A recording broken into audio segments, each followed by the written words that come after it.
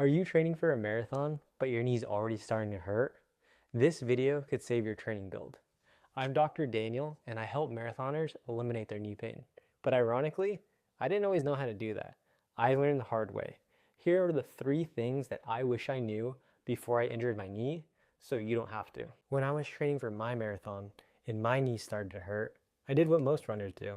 I rested, I iced, I started stretching more, I even went to PT, but nothing really helped. And this process really made me rethink how marathoners need to be able to train. So these 3 lessons are what I continue to use today for my clients who want to continue to run pain-free. The first thing that I wish I knew is strength training isn't extra, it's essential. Strength training really builds up our tissue capacity and prepares us for running. It's not really all about as much as you can run, it's about preparing your body for what it's about to undergo. Running is very repetitive, and we have to think of it this way. Each time we run, each step when we land, we're taking about 2 to 3 times our body weight. For each mile, we take about 800 to 1,000 steps. So that's thousands and thousands of pounds accumulated in our body. And if our body isn't prepared to take that load, it's going to be a lot of load straight into the knee. So once I started strength training with purpose, not just general exercises or lower level exercises that are meant for the everyday person, but marathoner specific training, everything started to change. I started feeling stronger, my legs weren't tired all the time, and I was able to build my mileage without feeling like my knee was about to break. The second thing I wish I knew is not every marathon training plan deserves your trust. Just because the marathon plan gets you to the start line doesn't mean that it's safe or sustainable. I followed a lot of plans like Runna, free training plans on different websites, and they didn't really account for me as a runner. Each running plan should care for the individual, it should be sustainable to your schedule, and it should keep in mind gradual progression. Runners often follow programs that build up mileage too fast, they stack hard days close together, and they don't allow for recovery. This is what you need to do before you start training for a marathon. You need to take 2 months just to build your aerobic base.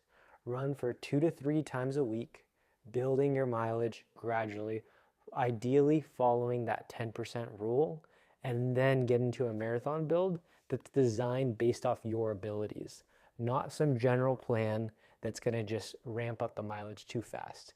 This is one of the most common reasons why marathoners get injured as soon as their plan starts to feel good. The third thing that I wish I knew is recovery isn't something that you earn, but it's something that you set time for. What I mean by that is I used to say things like, whenever my prep is done, then I'll catch up on sleep.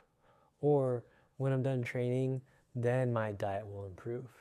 But when we have that kind of mindset, when we're not sleeping, not eating, not resting, it's not really just bad luck that your knee is starting to hurt.